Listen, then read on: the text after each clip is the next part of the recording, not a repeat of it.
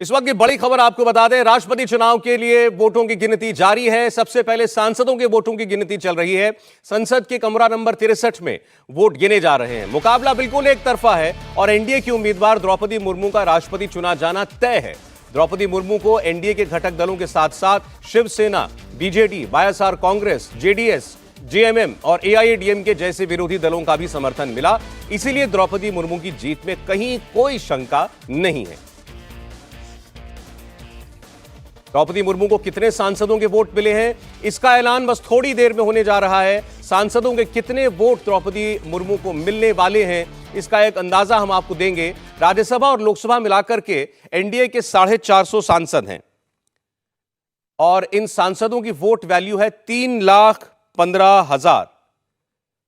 इनके अलावा Shiv Sena, Jharkhand Mukti Morcha, BJD, YSR Congress, AIADMK और जेडीएस के सांसद एनडीए कैंडिडेट को मिलने वाले सांसदों की टोटल वोट वैल्यू है 3,73,100। तो आप समझ सकते हैं, अब तस्वीरों में भी आप देखिए, अब जब मतपेटियां खुल रही हैं, वोटों की गिनती हो रही है, तो केवल सांसदों के वोट जो हैं वो 3,73,000 के पार हैं।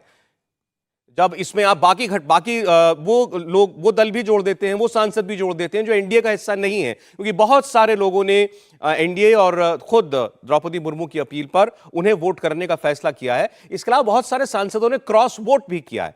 तो आप सबसे पहले सांसदों की वोटिंग का गणित जो है उसको आप जान लीजिए। एनडीए के खुद के अपने हैं 450 सांसद और इसकी वोट वैल्यू बन जाती है 3,15,000। शिवसेना के 22 सांसद हैं, जेएमएम के 3 सांसद हैं, इसके अलावा बीजेडी के 21 सांसद हैं, वाईएसआर के 31 सांसद हैं, एआईएडीएमके के 4 और जेडीएस के 2। और इनकी वोट वैल्यू अगर एनडीए की वोट वैल्यू में अगर आप जोड़ दें तो यह संख्या बन जाती है 3,73,000 के करीब। तो आप समझ सकते हैं कि इस वक्त जो है पलड़ा कितना ज्यादा भारी है द्रौपदी मुर्मू का। इसी तरह यशवंत सिन्हा को यूपीए के 163 सांसदों के वोट मिल सकते हैं। इसमें टीएमसी, टीआरएस, समाजवादी पार्टी और लेफ्ट के सांसदों के वोट मिलाकर यशवंत सिन्हा को 1,63,100 वोट वैल्यू जो है वो हासिल हो सकती है, इससे ज्यादा नहीं। यानी द्रौपदी मुर्मू को यशवंत सिन्हा के मुकाबले डबल से भी ज्यादा वोट मिलने के आसार हैं। राष्ट्रपति चुनाव के नतीजों के बाद आज जो होगा वो देश में पहले कभी नहीं हुआ। दिल्ली में बीजेपी विजय जुलूस निकालेगी। पंथ मार्ग से लेकर राजपथ तक रोड शो होगा। बीजेपी अध्यक्ष जेपी नड्डा की अगुवाई में यह विजय जुलूस निकलेगा। शाम 5:30 बजे से विजय जुलूस शुरू होगा। इसके अलावा बीजेपी ने देश भर के 1,30,000 आदिवासी गांवों में जश्न की तैयारी की है। जीत का जश्न मनाकर बीजेपी एक संदेश देना चाहती है। मैसेज यह है कि बीजेपी ही ऐसी पार्टी है जो आदिवासी समाज की सबसे बड़ी हितैषी है। बीजेपी को यह मैसेज देना है कि पीएम मोदी वंचित तबके के लिए काम करते हैं। बीजेपी ऐसी पार्टी है जो मुख्य धारा से कटे समाज को हिस्सेदारी देती है। बीजेपी चाहती है कि आदिवासी वोटर सिर्फ बीजेपी पर भरोसा करें। आने वाले कई राज्यों के विधानसभा और 2024 के लोकसभा चुनाव में आदिवासी बीजेपी कैंडिडेट्स बीजेपी के कैंडिडेट को वोट दें। द्रौपदी मुर्मू को राष्ट्रपति बनाकर बीजेपी उन आदिवासी राज्यों में जीत हासिल करना चाहती है जिनमें वो कांग्रेस से हार रही है। गुजरात के एसटी रिजर्व 27 सीटों में से कांग्रेस को 2017 के विधानसभा चुनावों में 15 सीटें मिली थी और बीजेपी को सिर्फ 9 सीटें। राजस्थान की शेड्यूल्ड ट्राइब्स के लिए आरक्षित 25 सीटों में से कांग्रेस को 13 सीटें मिली, बीजेपी को 8 मिल पाई थी।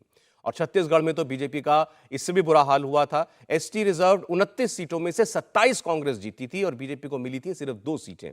मध्य प्रदेश में भी परिस्थिति ऐसी थी। 47 रिजर्व सीटों में से 31 कांग्रेस जीती थी और बीजेपी को यहां पर मात्र 16 सीटें हासिल हो पाई थी। तो आदिवासियों के प्रभाव वाली 6 राज्यों की 97 सीटों में से बीजेपी को सिर्फ 4 सीटों पर जीत मिली है।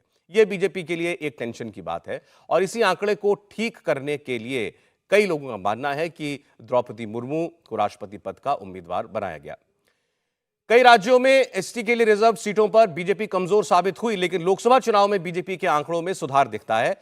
मध्य प्रदेश की 6 में से 6 लोकसभा सीटें 2019 में बीजेपी ने जीती।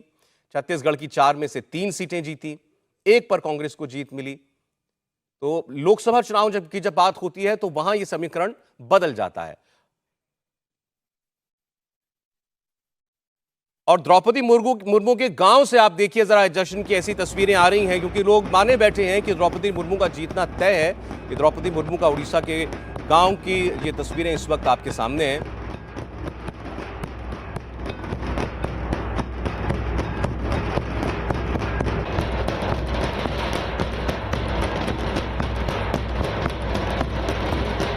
ओडिशा के मयूरभंज में है द्रौपदी मुर्मू का गांव और वहीं की तस्वीरें आपके सामने देखिए। बड़े बड़े नगाड़े बजा करके जीत का ऐलान किया जा रहा है द्रौपदी मुर्मू का। वो जीत जिसके लिए अभी काउंटिंग जारी है, लेकिन उसमें कोई शक नहीं है।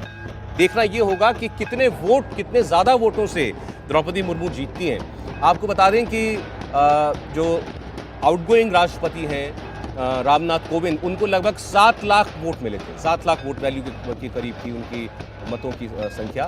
तो क्या उसके पार जाएंगी द्रौपदी मुर्मू, ये इस वक्त देखना पड़ेगा। इसमें बहुत सारे उन दलों का साथ बीजेपी को मिला है, अपने तकरीबन 350 सांसदों के साथ। बाकी जितने दल हमने आपको बताए उन सब का साथ द्रौपदी मुर्मू को मिला। बहुत सारे सांसदों ने और विधायकों ने अलग अलग राज्यों में क्रॉस वोटिंग भी की है द्रौपदी मुर्मू के पक्ष में, यानी अपनी पार्टी की लाइन से अलग जाकर के वोटिंग की है। और क्योंकि इसका चुनाव सीक्रेट बैलेट से होता है, यानी आप नहीं पता कर सकते कि किसने किसको वोट दिया, तो ऐसे में एनडीए को ये उम्मीद है कि बहुत सारे अतिरिक्त वोट जो हैं वो द्रौपदी मुर्मू को मिल सकते हैं। इसलिए आपने देखा था यशवंत सिन्हा लगातार अपील कर रहे थे कि सारे सांसद और सारे विधायक अपनी पार्टी लाइन पर न जाकर के अपनी अंतरात्मा की आवाज़ सुने, लेकिन लगता है कि बहुत सारे विपक्षी दलों के सांसदों और विधायकों ने अंतरात्मा की आवाज़ सुनकर द्रौपदी मुर्मू को वोट दे दिया है। फिर आपको बता दें, तस्वीरें मयूरभंज की हैं। द्रौपदी मुर्मू का ये गाँव है। द्रौपदी मुर्मू एक स्कूल भी चलाती हैं, बच्चों को पढ़ाती भी हैं, राज्यपाल रही हैं झारखंड की।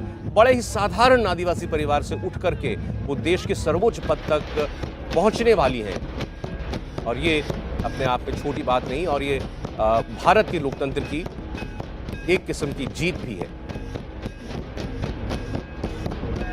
देखिए लड्डू बन रहे हैं, मिठाइयाँ बनाई जा रही हैं।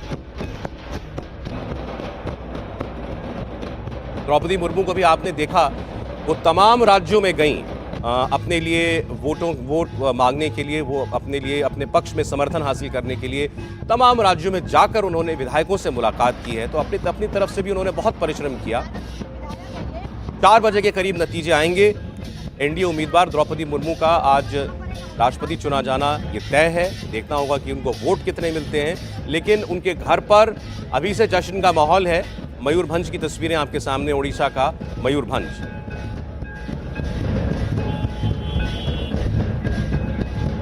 दरअसल द्रौपदी मुर्मू के चुनाव को उम्मीदवार बनाने के साथ ही बहुत सारे दलों के लिए बड़ा मुश्किल हो गया था कि कैसे एक आदिवासी महिला को जब देश का राष्ट्रपति बनने का मौका मिल रहा है तो कैसे वो उनके लिए वोट न डालें।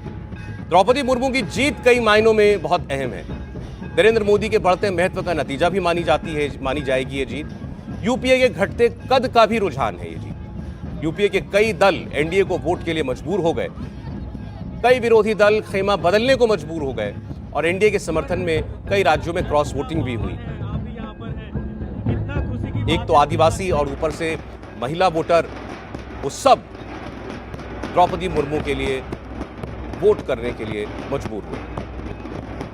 अब आपको स्क्रीन पर अलग अलग राज्यों के जो विधायक हैं, कुल विधायक, उनको जोड़ करके जो वोट वैल्यू बनती है वो भी हम आपको बता रहे हैं। हर एक विधायक की जो है अलग वोट वैल्यू हो जाती है जब आप राज्य बदलते हैं तो, और उसके मुताबिक ही जो है पूरी उस विधानसभा की वोट वैल्यू वो हम आपको इस वक्त दर्शा रहे हैं।